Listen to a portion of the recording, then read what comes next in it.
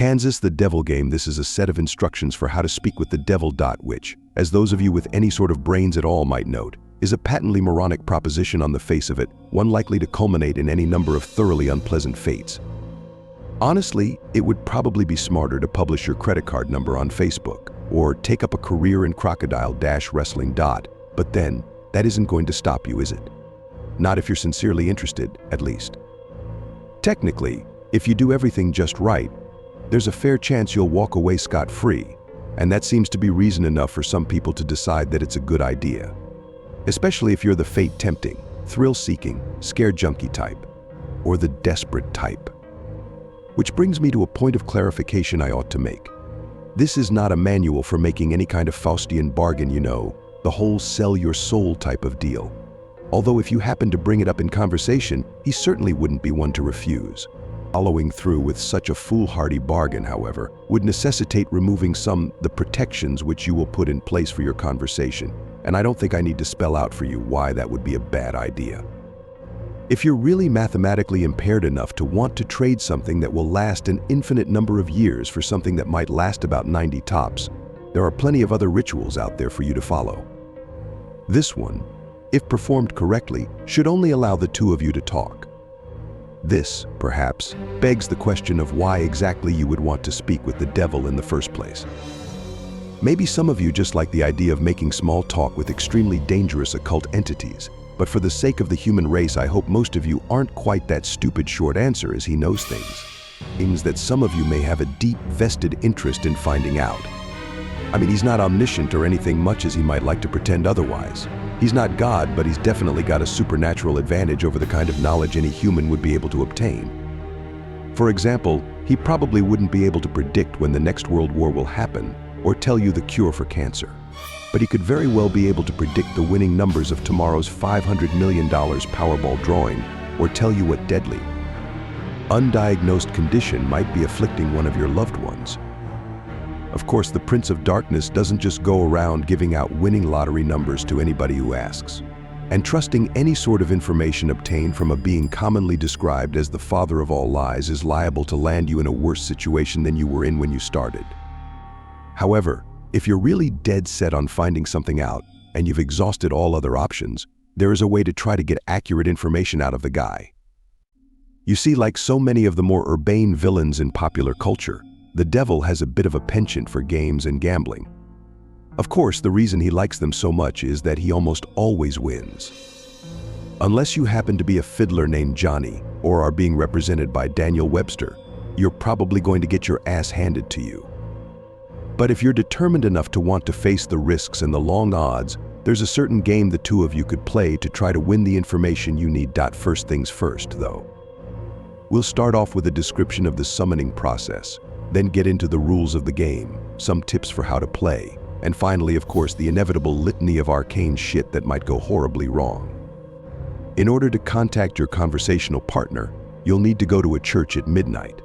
It doesn't matter what kind of church, large or small, old or new, liberal or conservative, just as long as you're sure it will be empty. The last thing you want is for some preacher to walk in on you while you're in the middle of this for the sake of the preacher's well-being, as much as your own. The process will probably work best if you try it on a new moon, or a full moon, or Friday the 13th, or Halloween. The actual day is less important than the psychological effect it has on you. As long as you don't try it on Christmas Eve, or something stupid like that, you should be fine. The time is important, though. You don't have to start or end your ritual at exactly 12 a.m. Greenwich Atomic Time or anything, but as a general rule of thumb, you ought to show up a bit before midnight and have everything set up by no later than 10 or 15 after. Show up a lot before midnight if you don't know how you're going to get in. Shockingly enough, most houses of God do tend to lock their doors at night, at least if no one's there to watch over them. And remember, we want empty. Got it? There are, of course, certain things you need to bring and certain things you can't bring. For this ritual, you will need a full can of salt. You won't need to use all of it, but it's always better to have more than you need than to have less. 7 candles, red or white being preferable, something to light the candles with. You would be shocked how often people forget this. Occult ritual or not, they aren't going to magically light themselves. A length of red string, rope, yarn, or thread, a full-length floor or wall mirror. Ideally, you'll want to find one of these already present in the church. They're a bit unwieldy to be lugging around with you during a break-in. However, if there really aren't any there, you'll have to bring your own. You might also find it useful to bring some markers, pencils, paper, a flashlight, and any sort of tools that might be necessary to secure your entrance into the church. You will not be permitted to bring in any electronic or timekeeping devices. This includes all cell phones, smartphones, tablets, e-readers, MP3 players, PDAs, calculators, wristwatches, pocket watches, kitchen timers, hourglasses, etc., etc., etc., etc. Seriously, it's worse than the SAT. If you're one of those people that has your smartphone practically wired into your brain, don't worry, you can bring those things with you to the church as long as you leave them outside the room in which you will be doing the ritual. If you brought a flashlight helpful for finding your way around without attracting unwanted attention, leave that outside too. Also, don't bring in any sort of religious paraphernalia to protect you, especially if it pertains to the Abrahamic religions. And yes, if those goth Y black cross earrings you're wearing are hanging right side up, they count if you have any kind of holy symbols like that with you. The devil will simply refuse to show up. Don't worry, you're not going in totally unprotected. In fact, most of the supplies with you are not for any sort of devil summoning ritual, but for your own protection, old superstitions and folk magic remedies to guard oneself from evil. From what I know of it, the effect's mostly based on the power of belief, so there are probably numerous other objects, artifacts, and procedures that would work just as well. If you'd like to risk being left helpless at the mercy of the devil in order to test that theory, feel free to experiment. However, for anyone without a psychotic death wish, I'd recommend sticking to the ritual as follows. Once you're sure you have all the right supplies with you, make your way into the church and find some place to set up. It can be anywhere from the main sanctuary, where services are held, to a Sunday school classroom, to a walk-in supply closet, as long as you have a sufficient amount of open floor space and are certain not to be disturbed. Set up your mirror first. This is where the devil will appear when you summon him. As such, you mustn't complete the summoning until you've laid down certain wards around it. First, surround the mirror with an unbroken circle of salt. If the mirror is hanging on a wall or door, lay down a semicircle around it instead, making sure that the salt touches the wall at both ends. Then, wrap your red string around the mirror several times. The color red, especially red string, is symbolic of protection in the folklore of many cultures and religions. This is also why red candles are a good idea. Speaking of the candles, set them up around the outside of your circle or semicircle of salt, spaced at relatively even intervals. No, you do not have to get out measuring tape and make it exactly perfect, but do at least try to make it look as though it was set up by someone old enough to be trusted with matches. Light the candles in a clockwise fashion. Being careful not to disturb the salt. If you break the circle, you'll have to start all over again. Once all of the candles are lit and burning strongly, your protective wards are complete. You are now ready to proceed to the actual summoning. To do so, you first must get the devil's attention and demonstrate your resolve by performing some sort of sacrilegious act in the holy space. Turning a crucifix or cross upside down is fairly conventional, but it's not the only option. For example, I know of a kid who once fulfilled this requirement by scribbling obnoxious graffiti all over a painting of Jesus hanging in his Sunday school classroom. The nice thing about turning a cross upside down is that once you've finished your encounter, assuming you've survived it in one piece, you can just flip it right side up again, and no one's the wiser, sidestepping the relatively minor but still irritating risk of having your Sunday school turn into a reenactment of the Spanish Inquisition for the next month and a half. After you've finished doing whatever offensive thing you decide on, shut all doors to the room and turn off all of the lights so that the space is lit only by the candles. Face the mirror and stare deeply into it, concentrating on your desired outcome. There are no incantations, no arcane strings of Latin you have to recite. Just look into the mirror and wish as hard as you can for the devil to appear there. After a few moments of this, when you feel ready, close your eyes and count to 10. Then open them. If all has gone correctly, you will no longer see your own reflection. You will be looking at the devil, or at least looking at the way the devil has chosen to appear to you. Chances are, he won't look like your conventional red, horned demon with goat legs and a pitchfork, nor any other sort of terrible apparition. No point in scaring you off now. better to lure you in, make you feel safe. To that end, he generally takes on the appearance of a fairly average, nondescript human being. If anything, he's prone to vanity and will lean towards the more attractive end of the spectrum. The only really frightening part of him will be his eyes. No matter how hard he tries, he can't hide the sinister gleam smoldering deep within them, the malevolent amusement and hunger, like the eyes of a spider contemplating a fly struggling in its web. They're supremely confident, those eyes, confident and without pity.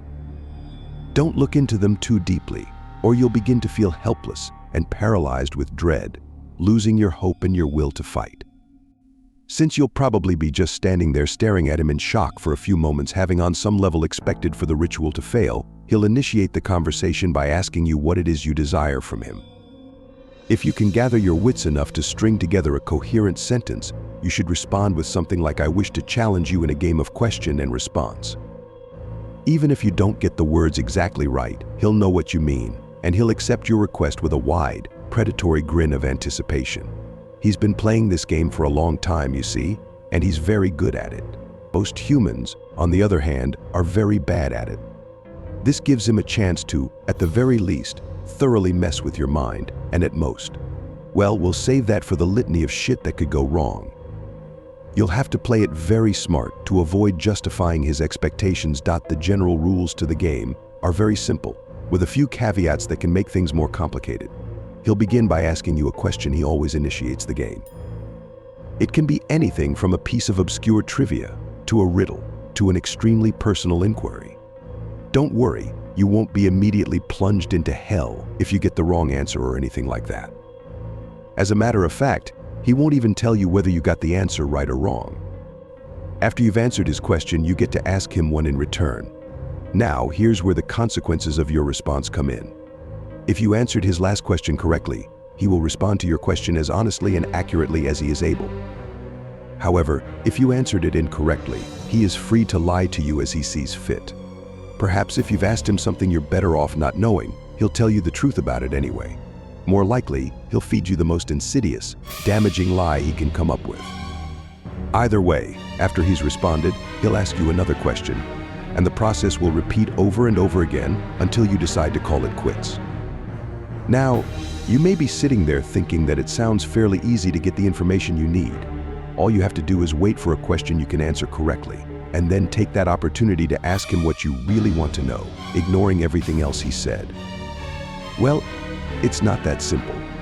The devil will never give you an easy question, one that you can be completely sure of the answer to. He may instead give you questions that you have some vague knowledge of, that you think maybe you know the answer to but aren't really confident, thus forcing you to endlessly second-guess yourself, obsessing over whether or not you can trust the information that he gave you next. Perhaps you'll think that what he said was a lie, wish it was a lie, but be eternally consumed by doubt, unable to fully convince yourself that you were wrong. Or perhaps you'll have to make a huge choice based on the information that he gave you, and be tormented by fear and indecisiveness as you realize that your fate, and perhaps that of others, as well rests entirely upon whether or not you were able to correctly recall some arcane piece of trivia that you don't even remember now. You'll never remember the exact questions the devil asked you. By the way, that would make it too easy for you to go back and check on your responses. Or maybe, instead of testing your knowledge, he'll ask you something personal, something you even lie to yourself about. You'll answer back to him, thinking you've gotten the question correct. No, I don't resent my sister. Yes, I would turn the money into the police, but he'll know better. He'll know better than you do that you're lying, and he'll lie to you in return. And you'll believe him. You'll believe him until you are no longer able to deceive yourself, and by then it might be too late. Or maybe he won't even give you a chance to get an accurate response at all. Maybe he'll just ask you endless strings of completely impossible questions, making you more and more frustrated and disheartened as you realize you'll never be able to force him to tell you the truth. Questions like, what was the exact height of Mount Everest in centimeters in the year 1666? Or what is the airspeed velocity of an UN-laden swallow? Although, knowing his sense of humor, if he ever asked the latter, he might consider African or European a correct response. There are a couple of ways to short-circuit this particular strategy, however, additional rules and courses of action that make the game more interesting and prevent you from being stonewalled completely. Although in all honesty, he probably wants for you to try one of those options anyway. The first option is to ask him a riddle instead of a question. If you somehow manage to stump him and he answers the riddle wrong or gives up, he'll be obligated to give you a truthful response to your next question. If he answers the riddle correctly once again, don't worry, he won't pounce on you like a sphinx or drag you into hell. What will happen is that he will get a pass, allowing him to lie in response to one question he would otherwise be obligated to answer truthfully. Honestly, if he gets a pass, you might as well just give up and quit the game right there. It's nearly impossible to determine when he's telling you the truth under the best of conditions, adding another layer of complexity by constantly trying to figure out when and if he's used his pass. It's about enough to make any normal person's brain explode. There's no way. Just forget it. The second option is for you to take a dare from him. If you accept it and vow to follow through, then once again he'll have to answer your next question truthfully. If you choose instead to reject it, he'll get another pass. Now, before you freak out and reject that whole idea completely, you should know that he won't ask you to do anything overly dramatic or unspeakably evil, like blow up a hospital or murder somebody. As a rule of thumb, most dares won't involve direct loss of life or any major felonies. However, they certainly won't be easy. Inflicting severe pain on yourself, doing something that terrifies the shit out of you, cutting off a treasured relationship, publicly humiliating yourself or someone you love. All of these things and more, things you might not even be able to imagine, are completely on the table. If you're willing to go that far, to put yourself in that kind of position, you'll get your answer. However, if he manages to come up with the one thing you know you simply can't or won't do, well then once again you might as well just quit. One last thing, don't think you can just tell him you're going to do something and then not do it. If you accept a dare and then don't follow through with it, well, let's just say there will be consequences. Just suck it up and keep your promise, no matter what it was. Trust me, you're better off that way. Finally, when you've either gotten the information you wanted or given up on it completely, you may end the ritual by simply thanking the devil for accepting your request, bowing politely at the waist, and bidding him farewell. The surface of the mirror will seem to swim and flicker for a moment, and then you will be looking at your own reflection again. Only when you are absolutely certain that you're looking into your own two eyes again may you turn away from the mirror, flick the lights back on, and begin dismantling your protections. Now, and this is important even if you haven't gotten the information that you wanted, you must end the ritual in this manner before 66 minutes have elapsed. Well, I suppose that technically you have 66 minutes and 6 seconds, subtle, right? But if you're seriously going to try to cut it that close without any kind of timekeeping device, you're probably screwed anyway. I cannot emphasize enough how important it is that you keep to this time limit. I'll save the reason behind that for the end, but don't skip ahead. I've still got a few important tips on how to play. 1. Be very careful what sort of personal information you give out. Try not to talk about yourself, especially your emotions and problems, any more than absolutely necessary. This guy knows human psychology like the back of his hand, and he will get inside of your head. It's like talking to Hannibal Lecter. Give him enough to work with, and even if you don't believe a single word he says, he will still find ways to fuck with your mind like nobody's business. If anything he asks makes you even remotely uncomfortable, do not hesitate to lie through your teeth. There will be plenty of other questions. 2. On a similar note, try to keep the game on track and moving briskly. Unstructured interactions of any kind are to be avoided. Chances are that at some point he will try to draw you off on a tangent discussing something that fascinates you, analyzing a response you've given him, or finding some other excuse to speak at length without moving the game forward. This is not only a waste of valuable time, but also another excellent opportunity to mess with your mind. 3. If you choose to give him a riddle, use one you've made up yourself. If your riddle has ever been written down anywhere at all, from the pages of The Hobbit to some long-lost tome of ancient magic, he will already know the answer. That said, it still has to be a legitimate riddle, with an answer that makes logical sense from some angle. You can't just ask something like what's green has 10 legs and hops then claim for some inexplicable reason that the answer was marshmallows. Nor can you ask him a straight question like, "What have I got in my pocket?" He probably knows that. Anyway, there are no hard and fast rules to determine whether a riddle makes sense or not, but you're a reasonable human being. Your ancestors ate from the tree of knowledge. Please, for the love of crap, use common sense. 4. If you choose to take a dare, there is a slight chance that the devil will ask you to do something seemingly easy. Deliver a letter, for instance, or scribble a 10-digit number in a public restroom stall. If he does ask you for something like this, and you have even a shred of common decency in you, do not accept. Chances are that he's using you to further some sinister plot, one liable to ruin a lot of lives and harm a lot of people. Who knows? Maybe you're the type of person who really doesn't mind throwing an unknown number of total strangers under a bus to find out what you want to know. But at least be aware that that is what you're doing. 5. Last but not least, be very aware of the time. It might be helpful to do some practicing beforehand and get a feel for how long an hour is without a watch. The devil will probably put off discussing the things you're most keen to find out for as long as he can, and as you near the 66-minute deadline, he'll start trying harder and harder to distract you, captivate you, and otherwise keep you playing until it's too late. He'll string you along, feed you little glimmers of false hope, keep you thinking just a few more minutes. I'm almost there, don't fall for it. Don't go over the time limit, no matter what. Now, you might be thinking that this game really doesn't sound all that dangerous so far. Threats of psychological damage rarely seem to carry the same weight as threats of physical damage, even though their costs are often just as great. I hate to burst your bubble, but the game is far from safe. There are plenty of ways for you to seriously screw yourself over, both physically and mentally, not to mention spiritually. And it is with these that I will conclude, in the vain hope that they may make some sort of impression. First, while you are speaking with the devil, do not let him out of your sight. Keep staring into the mirror, no matter what happens. He will undoubtedly try various tricks to make you look away. You will hear noises behind you, feel eyes on the back of your neck, see shadowy phantoms writhing in the depths of the mirror. A cold breath will blow upon you from behind, smelling like the crypt.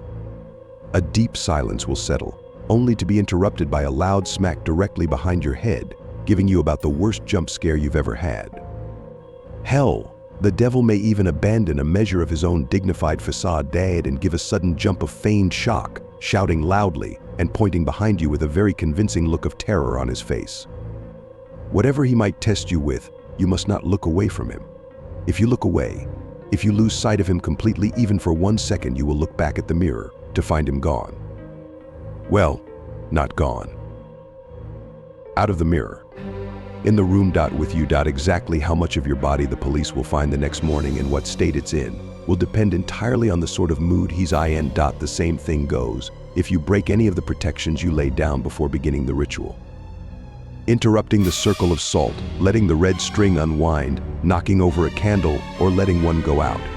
Any of these things will free him from the mirror, and then, well, you're all a bunch of creative horror junkies. I'm sure you can fill in the blanks.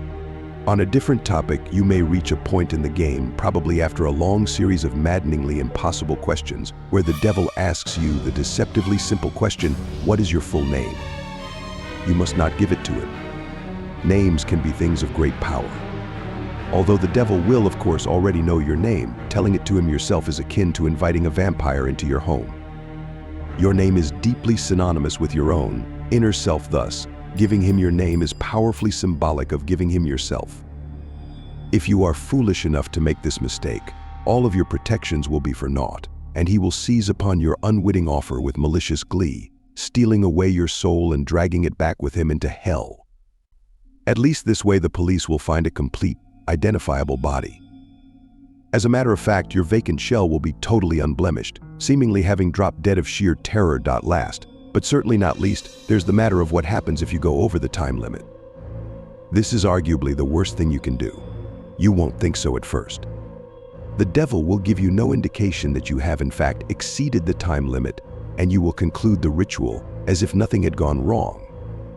Perhaps, as the devil's image in the mirror trembles and gives way, you'll see a particularly nasty, triumphant smirk flash across his face, but this will be easily dismissed as your imagination. You'll turn the lights back on, gather your belongings, and go to leave the room. But when you open the door, you will see nothing. That's right, nothing. Just a flat, white void extending infinitely in all directions. Only the room which was reflected in the mirror will now exist. Incidentally, if you turn back around to face the mirror again, you may catch a last glimpse of your own reflection. Perhaps it will even turn and favor you with a smirk and a cheeky wave before sweeping out the door into the perfectly normal church hallway outside. As you may have already figured out, you yourself are no longer in the church. Your soul is now trapped in the mirror, and the devil has taken the liberty of possessing your body. Now that you are no longer using it. Pound on the glass and scream all you like. You'll never get out on your own, and no exorcist can help you. But don't worry, it's not like you're in hell, right? At least not necessarily. What you have to understand, see, is that a human soul stripped bare of its flesh is a deeply volatile and vulnerable thing, especially when trapped in the land of the living. You are now an entity of purely mental properties, and as such, the barriers between what is real to you and what is imaginary have been completely dissolved. As you fill that reflected room with your anger, your sorrow, your fear at being trapped, these emotions will begin to coalesce, given form by your mind. If you're not particularly imaginative, these creatures may not be too terrible, may not be able to inflict too much horror and pain. With time, you may even be able to teach yourself to get rid of them. If, however, yours is a mind haunted by monsters. A mind that is vibrantly creative and imaginative and more than usually twisted, well, there's no telling what horrors might come clawing their way out of the maelstrom, tasting sweet release from the confines of your subconscious, hungering for your terror and suffering. They will refuse to be banished, dragging you kicking and screaming into an endless positive feedback loop of pain and fear. Needless to say, if you're a regular patron of websites like this one, you're probably pretty well fucked. There's only one way to find release from the mirror and the world that you've created therein. They say that if you call to the devil once more and ask him to free you from the mirror, he'll be willing to take you out. For the usual fee. Of course, who knows? Maybe if your imagination is twisted and powerful enough to create a personal hell that leaves you begging for the real thing. Those talents might be put to good use. There are over 7 billion people in the world. After all, even the devil himself can't be messing with all of their minds at once. Talented help is always appreciated. Of course, the corollary to your being trapped inside the mirror is that the devil now gets to do whatever he wants in your body until sunrise. At around that time, your body will mercifully drop dead from the strain of the possession. Autopsy will probably identify the cause as some kind of coronary event. Don't get too relieved, though. He's perfectly capable of stirring up plenty of trouble in those few hours. For instance, he may decide to do something big and dramatic, like purchase a large meat cleaver and go on a murder spree, starting with the names in your address book and working his way out to complete strangers if he has time. Or perhaps he'll focus on only one person, someone who trusts you completely, using your persona to get him or her alone and vulnerable. And then, well, no need to describe it here. Once again, I'm sure you can think of a few things. Starting to see why I called this the worst outcome yet. Of course, there's also a chance he won't lay a finger on any of your loved ones, instead deciding to do something a little more subtle, more insidious. Like drop off a few nondescript, unmarked packages on certain doorsteps in the dangerous part of town, or locate a particular dusty, age-yellowed text in the storeroom of your local library and intentionally misfile it in the young adult literature section. Or whisper 7 very choice words into the ear of the distracted-looking young redhead waiting for the 3 a.m. subway train. Or maybe he'll decide that, in this age of waning superstition, not enough people are getting interested in his games, and the knowledge of them is in danger of being lost. Maybe he'll decide he needs to get the word out a bit more, do a bit of networking, attract some new suckers. Challengers, maybe he'll take a quick peek at your browser history, see where the impressionable, curious minds are hanging out these days. Maybe he'll even write a quick tutorial, in modern parlance, rather than some inscrutable, obsolete demonological text. Post it on the internet and see how many bites he gets. Haha. Maybe I really shouldn't have gone there. But if you've made it this far without shying, a little twist at the end isn't going to put you off, is it, dear reader? I'm sure there are plenty of intrepid adventurers among you with burning questions you'd like answered. And you're all a smart bunch. You know the pitfalls, you know the conventions, you live and breathe this sort of thing, do you not? There's no way you'd fall into any of the obvious traps, right? You're not some Dick or Jane off the street. After all, you'd be bringing a whole new level of competition. You would ... Excuse me just a moment, I think I hear someone calling for me ... perfect. Credit.